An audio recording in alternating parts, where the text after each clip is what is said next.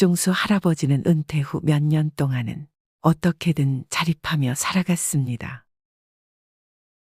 하지만 투자 실패와 과도한 지출로 인해 점점 재정 상태가 악화되면서 그는 더 이상 혼자 힘으로 생활을 유지할 수 없었습니다. 어느 날 결국 그는 큰 결심을 하고 자식들에게 돈을 부탁하기로 합니다. 그날 오후 종수 할아버지는 가장 큰 아들인 영수의 집을 찾아갔습니다. 평소에도 자주 오가던 집이었지만 오늘은 발걸음이 무거웠습니다. 초인종을 누르자 영수가 문을 열어주었습니다. 아버지, 웬일이세요? 오랜만에 오셨네요. 종수 할아버지는 어색하게 웃으며 집 안으로 들어갔습니다. 따뜻한 차를 대접받으며 그는 몇 번이나 입을 때려다가 다시 다물었습니다. 결국 마음을 굳게 먹고 조심스럽게 말을 꺼냈습니다. 영수야, 아버지가 정말 미안한데 이번 달 생활비가 부족해서 좀 도와줄 수 있겠니? 영수는 순간 당황한 듯 멈칫했습니다. 그는 이미 가정의 생계를 위해 열심히 일하고 있었고 아이들의 교육비와 각종 생활비로 부담이 컸기 때문입니다. 그러나 아버지를 외면할 수는 없었습니다. 네, 아버지, 얼마나 필요하세요? 종수 할아버지는 잠시 머뭇거리다 조심스럽게 말했습니다. 한 50만 원 정도면 될 것 같구나. 급한 건 다 해결하고 나면 갚을 수 있을 거야. 영수는 깊은 한숨을 내쉬며 알겠습니다. 아버지, 제가 이번 달은 좀 빠듯하긴 한데 어떻게든 해볼게요. 라고 대답했습니다. 그날 밤 종수 할아버지는 집으로 돌아와 마음이 착잡했습니다. 자식에게 손을 벌린다는 것이 자존심에 큰 상처를 입혔고 자신이 얼마나 비참한 처지에 놓여 있는지를 실감했습니다. 그는 눈물로 젖은 베개를 끌어안고 잠을 이루지 못했습니다. 며칠 후 딸 영희에게도 같은 부탁을 해야만 했습니다. 그는 딸의 집에 방문하여 손녀와 함께 시간을 보내다가 어렵게 입을 열었습니다. 영희야, 아빠가 정말 미안한데 생활비가 좀 부족해서 말이다. 내가 조금 도와줄 수 있을까? 영희는 놀란 표정을 감추지 못했습니다. 아빠, 무슨 일이세요?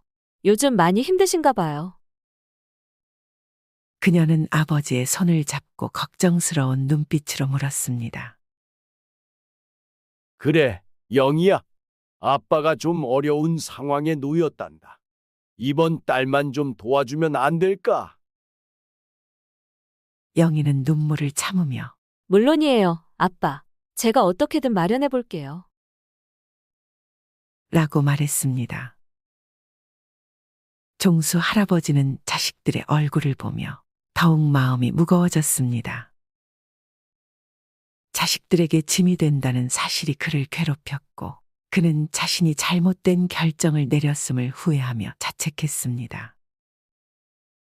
자식들에게 손을 벌릴 때마다 그는 더욱 비참해졌고 그들에게 부담을 주는 자신의 처지가 너무도 서글펐습니다. 이렇게 박종수 할아버지는 말년에 자식들에게 돈을 부탁하며 비참한 나날을 보냈고 자식들은 그런 아버지 때문에 힘들어했습니다. 그는 자식들에게 미안함과 고마움을 동시에 느끼며 자신의 실수로 인해 가족 모두가 고통받고 있다는 사실에 깊은 후회를 했습니다. 종수 할아버지는 자식들에게 손을 벌린 이후 자신의 과거를 돌아보며 많은 후회를 하게 되었습니다. 그는 젊은 시절에 많은 잘못된 선택을 했다는 것을 깨달았습니다. 특히 몇 가지 지출은 그의 재정 상황을 악화시키는 큰 원인이었습니다. 첫째로 종수 할아버지는 젊었을 때 친구들과의 술자리에 많은 돈을 썼습니다. 그는 술을 좋아했고 친구들과 어울리는 것을 즐겼습니다. 매주 금요일 저녁마다 그는 친구들과 함께 술집에 가서 밤늦게까지 술을 마셨습니다. 그때는 재미있고 즐거운 시간이었지만 그렇게 쓴 돈이 한 달, 한 해를 넘어가며 상당한 금액이 되었음을 나중에야 깨달았습니다. 그는 그 돈을 저축하거나 투자했다면 지금과는 다른 상황이었을 것이라고 후회했습니다. 둘째로, 종수 할아버지는 무리한 모임과 회식에 큰 돈을 썼습니다. 회사에서 중요한 자리나 회식이 있을 때마다 그는 자신이 적극적으로 나서서 계산을 하곤 했습니다. 후배들과 동료들에게 좋은 인상을 주고 싶어 했기 때문입니다. 그는 자신의 지갑을 열며 후배들에게 인심을 베푸는 것이 당연하다고 생각했지만 그로 인해 쌓인 비용은 그의 재정에 큰 부담이 되었습니다. 셋째로, 종수 할아버지는 가족 여행에 많은 돈을 썼습니다. 그는 가족들과의 추억을 만드는 것이 중요하다고 생각해 자주 여행을 떠났습니다. 해외여행도 여러 번 다녀왔고 국내에서도 좋은 숙소와 맛있는 음식을 즐기기 위해 아낌없이 돈을 썼습니다. 물론 가족들과의 추억은 소중하지만 그로 인해 재정적 여유가 사라진 것을 후회했습니다. 넷째로, 그는 고급 소비품에 많은 돈을 썼습니다.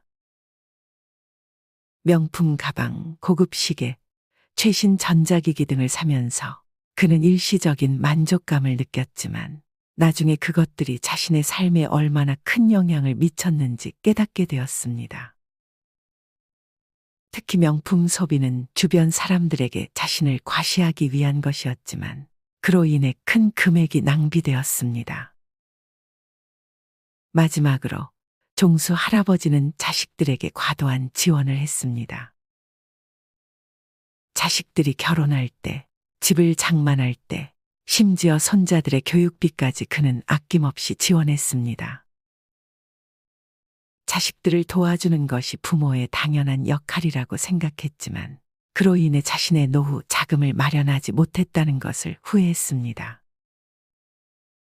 이렇게 종수 할아버지는 자신의 과거를 돌아보며 많은 후회를 했습니다. 그는 자식들에게 부담을 주지 않기 위해 신중하게 재정 관리를 했어야 했다는 것을 깨달았습니다. 이번 사연 어떻게 들으셨나요?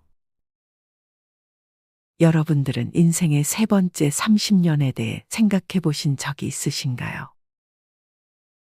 흔히들 은퇴 후에 30년을 준비하라고 합니다. 과거에는 은퇴 후의 삶이 심각한 고민거리가 아닌 남아있는 삶으로 받아들여졌습니다. 그러나 최근 우리 사회의 고령화가 빠르게 진전되고 베이비붐 세대의 은퇴가 본격화되면서 은퇴 후의 삶에 대한 관심과 우려가 점점 커지고 있습니다. 지금까지 대부분의 사람들은 노후 준비의 필요성을 인정하면서도 노후까지는 어느 정도 시간이 남아있고 또 어떻게든 해결되지 않을까 하는 막연한 생각으로 미래를 준비하는 것에 적극적으로 대응했습니다. 하지만 현실은 어떤가요? 연이은 글로벌 금융위기와 경기 침체 등으로 경제 상황은 녹록지 않고 조기 은퇴, 저금리, 저출산, 평균 수명 연장 등으로 노후에 대한 철저한 준비 없이는 다가올 인생의 후반기가 암담하기만 합니다. 이렇듯 인생 100세 시대는 우리에게 걱정과 두려움으로 다가오지만 얼마나 미리 체계적으로 준비하느냐에 따라 새로운 인생의 전환점이 될 수도 있을 것입니다. 오늘 영상 끝까지 시청해 주시면 여러분의 노후를 설계하는 데 큰 도움이 될 것입니다. 늙어서 돈 때문에 고생하지 않으려면 50대부터 돈 씀씀이에 특히 주의해야 합니다. 노후 전문가들은 자산이 많지 않아도 평소 작은 노력에 따라 노후 생활이 달라질 수 있다고 말합니다. 20, 30대 때 실패하면 벗어날 수 있는 기간이 길어 다시 회복할 수 있습니다.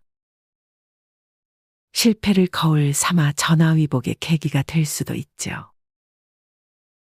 그러나 50대가 넘으면 장기적인 수입을 기대할 수 없기 때문에 회복이 거의 불가능합니다. 50대가 지나면 정년 퇴직이 가까워집니다. 안정적인 수입을 기대하는 기간도 짧습니다. 요즘에는 수명이 늘어나 정년 후에도 재고용 제도를 활용하여 일하고 싶다는 사람이 많습니다. 하지만 재고용되어 일한다고 해도 수입은 현저하게 떨어질 것입니다. 50대 이후에는 돈 씀씀이에 실패할 경우 일을 만회할 시간적 금전적 여유가 없습니다. 50대가 되면 직장에서 위치도 가장 정점에 있고 수입도 많습니다. 은퇴를 하면 상당한 퇴직금도 목돈으로 수정에 들어옵니다. 그러나 언제까지 살지, 앞으로 어떤 일이 벌어질지 몰라 불안해하는 게 사람의 심리입니다. 그래서 수중에 있는 돈을 굴리고 싶어집니다. 이때를 조심해야 합니다. 첫 번째는 돈 관리를 전문가에게 그냥 미루는 것입니다. 퇴직한 지 얼마 안 되는 60대 지인 중 퇴직금 등으로 수중에 1억 5천만 원의 자금이 생겼습니다. 처음에는 은행 3곳에 분산 투자에 넣어 두었습니다. 이자가 낮아 자금을 굴려볼까 고민하던 차에 은행 직원이 이율이 높고 6개월 단위로 단기 투자할 수 있는 독일 국채 상품 DLF 투자를 권유했습니다. DLF란 말은 들어보지도 못한 생소한 투자 상품이지만 은행 직원이 하도 안전하고 이율도 높다고 투자를 권유하기에 다른 은행에 넣어둔 자금까지 끌어와 몽땅 투자를 하고 말았습니다. 지인은 걱정이 되어 은행 직원에게 괜찮겠냐고 몇 번이나 물었지만 걱정 마시라, 돈 있는 사람들은 이렇게 돈을 번다고 안심시켰습니다. 상품 설명서에는 원금을 모두 잃을 수 있다는 내용이 있지만 빼곡하게 적힌 설명서를 모두 꼼꼼하게 읽어보는 사람은 거의 없습니다. 은행 직원의 말이니 믿고 투자하는 사람이 대부분입니다. 제 지인은 결국 투자 실패로 원금의 60%를 잃고 불안한 나날을 보내고 있습니다. 해외 금리 연계 DLF 등에 투자한 사람 중에는 이처럼 은행 직원이 전액 손실 가능성을 제대로 설명하지 않았고 적극적으로 투자를 권유했다고 하소연하는 이들이 많습니다. 이러한 생소한 투자 상품에 투자한 사람은 65세 이상 고령층이 45.7%에 달했습니다. 이 자금 상당 부분은 노후 자금인 것이죠. 각 연령대 중에서 자산을 가장 많이 가지고 있는 연령층이 50대, 60대지만 돈에 대한 불안은 가장 큽니다. 노후 생활에 대한 걱정 때문입니다. 그래서 투자에서 돈을 굴리려는 욕망이 강합니다. 문제는 금융회사들도 이들의 심리를 훤히 꿰뚫어 보고 있다는 것입니다. 자금은 많은데 돈에 대한 불안감이 가장 큰 50대, 60대는 금융회사로서는 최고의 타겟입니다. 월스트리트 주식 전문 트레이더 출신이 고객의 요트는 어디 있는가? 라는 금융 전문가들을 비판하며 낸 책이 있습니다. 은행원, 증권사 직원, 자산운용사 직원들이 고객의 돈을 맡아 운용수수료를 높여 인센티브를 받아서 요트를 살 정도로 부자가 되지만 정작 고객들은 돈을 불리지 못하는 현실을 비판하는 말입니다. 금융회사는 수수료로 먹고 삽니다. 저위험 상품은 수수료가 높지 않기 때문에 수수료가 높은 위험 상품을 누군가에게 팔아야 합니다. 이때 가장 좋은 타겟이 5, 60대 투자가입니다. 물론 전문가로부터 자문을 받는 것도 중요하지만 이것도 제대로 된 전문가를 선택해야 합니다. 금융회사 영업맨들이 수수료가 높은 고위험 상품을 팔면서 원금 손실에 대한 위험성을 대충 얼버무립니다. 대신 높은 수익에 대한 기대감만 부풀리는 경우가 대부분입니다. 상품에 대한 지식이 전혀 없는 50대, 60대 투자가들은 섣불리 고위험 상품에 투자했다가 소중한 노후 자금을 잃는 경우가 다반사입니다. 그러니까 50대, 60대가 되면 투자해서 돈을 벌겠다는 생각 자체를 아예 버리는 것이 좋습니다. 정 투자하고 싶으면 자신이 직접 공부해서 전체 자금의 30% 내에서 원금 손실을 감수하고 투자해야 합니다. 내 돈에 대한 책임은 궁극적으로 나에게 있다는 마음가짐으로 믿고 맡길 만한 전문가를 신중히 선택해야 합니다. 돈에 대한 욕심은 결국 화를 부릅니다. 두 번째, 큰 돈보다는 작은 돈에 신경 쓴 것입니다. 퇴직, 은퇴 후 한 푼 더 아껴 쓰려고 더욱더 작은 돈까지 신경 쓰실 겁니다. 대부분 사람들은 콩나물 사려는데 조그만 돈 아끼려 깎고 은행 수수료 절약 등에 신경 쓰면서 정작 큰 돈 지출에는 덜 고심한다고 합니다. 우유를 사는데 이 슈퍼에는 2,500원이고 조금 먼 대형마트는 2,000원이라면 대형마트까지 가서 구입하려고 노력을 하시죠. 그런데 정작 자녀 혼수품 장만 시, 전자제품 구입 시 30에서 40만 원은 별거 아니라는 생각에 충분히 더 싸게 살 수 있음에도 굳이 여러 곳을 비교하지 않는다는 것입니다. 똑같은 제품을 비교 없이 그냥 백화점이 낫겠지 하고 구입들 하십니다. 또 예를 들어 부동산 매매 시 집을 사고 파는 시기와 거래 대상에 따라 수천만 원 더 절약할 수도 있습니다. 중개수수료 문제도 그렇지요. 수수료 절약 묘법들도 있는데 그럼에도 보통 사람들은 이를 고려하지 않는다는 것입니다. 큰 액수 단위 거래가 익숙치 않고 집 관련 정보 수집을 번거롭다 생각하기 때문입니다. 한 번에 나가는 큰 돈을 아끼지 못한다면 그간 작은 돈을 여러 번 아꼈던 노력이 모두 물거품이 됩니다.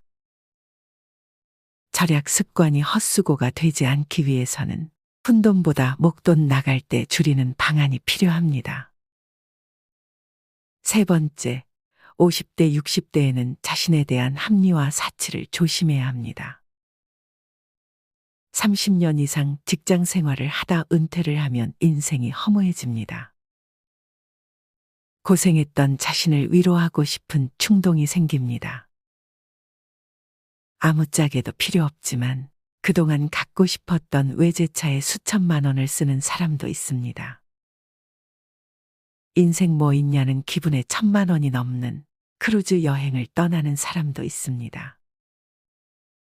물론 금전적인 여유가 되면 좋겠지만 노후 자금 걱정을 하면서도 순간적인 충동 때문에 일을 저지르는 사람들이 의외로 많습니다.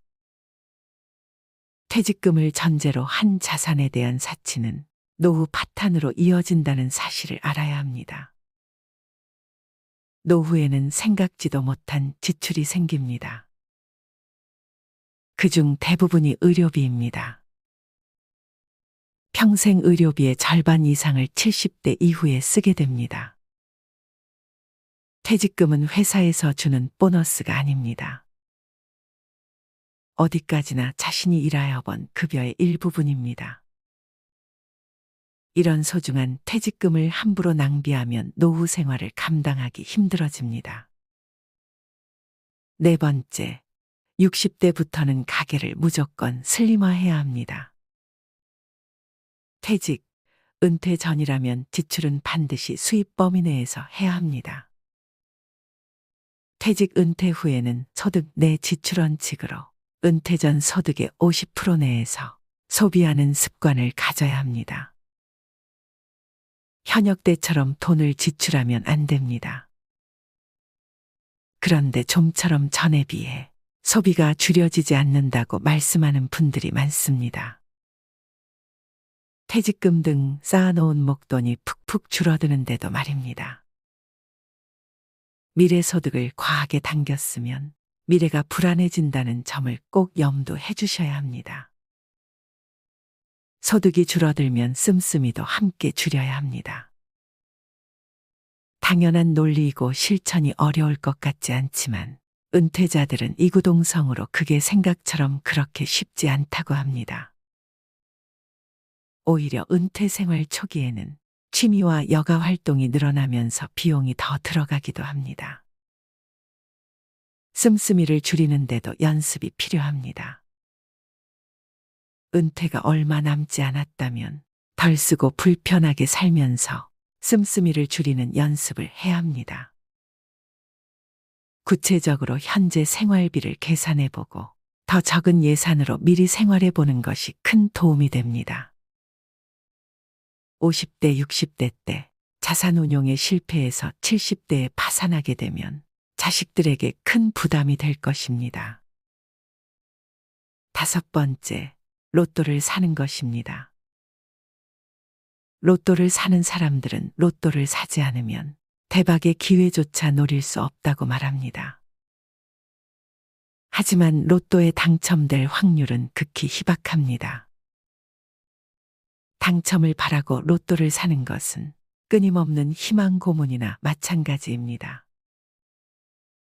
물론 로또 사는데 드는 돈이 크지 않다고 항변할 수도 있지만 작은 돈도 모으면 무시할 수 없습니다. 뱅크레이트의 2019년 보고서에 따르면 미국인들은 한 달에 평균 86,000원을 로또 사는데 썼다고 합니다. 미국인들이 로또 사는데 평균적으로 지출하는 돈만 1년간 모아도 약 100만 원입니다. 자잘한 소비 습관이 계속된다면 이게 죽어서 내 관 속에 넣어갈 수 있는 물건인가를 생각해 보세요.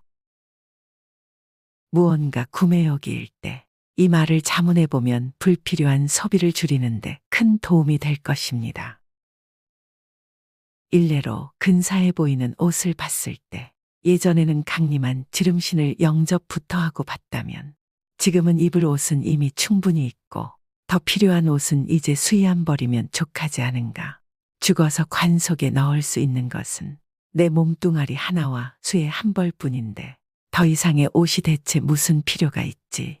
라는 생각에 이르게 되어 불필요한 씀씀이로부터 멀어지게 됩니다.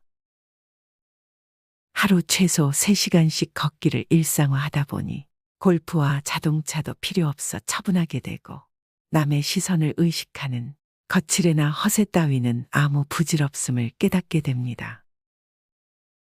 이젠 그저 좋은 사람들과 웃고 떠들며 맛있는 거 사 먹을 수 있는 정도면 충분히 차고도 넘친다 여겨집니다. 이어 노후 준비를 위해 꼭 명심해야 할 몇 가지를 알려드리겠습니다. 우선 자신을 분석해야 합니다. 은퇴 시기를 냉정히 돌아보세요. 이후 자신이 원하는 한 달 생활비 목표치를 정한 뒤 어떻게 목표 소득을 벌지를 구체화합니다. 현재 저축은 얼마나 했는지, 자산 중 부채 비율은 어느 정도인지 함께 살펴보세요. 국민연금, 개인연금 수령액도 점검하고 늦어도 55세 전에 재무설계 등 전문가 상담을 받는 것이 좋습니다. 또 자신만의 최저 생활비를 찾아야 합니다. 국민연금연구원이 1만 2천 명을 조사한 결과 고령 부부 노후 생활비로 필요한 돈은 월 평균 220만 원이라는 결과가 나왔습니다. 적지 않은 액수입니다. 하지만 주거가 해결되면 이보다 적은 액수로도 가능합니다. 현재의 지출에서 저축액, 자녀 교육비, 아파트 관리비 등의 금액을 빼면 생활비가 의외로 낮아집니다. 퇴직 2, 3년 전부터 노후에 필요 없는 부분을 줄이는 습관을 길러야 합니다. 이웃 주민 80세 할아버지도 작은 집으로 옮겨가기 싫어했습니다. 하지만 80세가 되자 약 32평의 아파트를 청소하는 것 자체가 힘들어졌다고 합니다. 그래서 서울 외곽의 10평대 아파트로 옮겼습니다. 할아버지는 오히려 공기도 맑고 여유자금도 생겨 삶이 나아졌다며 만족하셨습니다.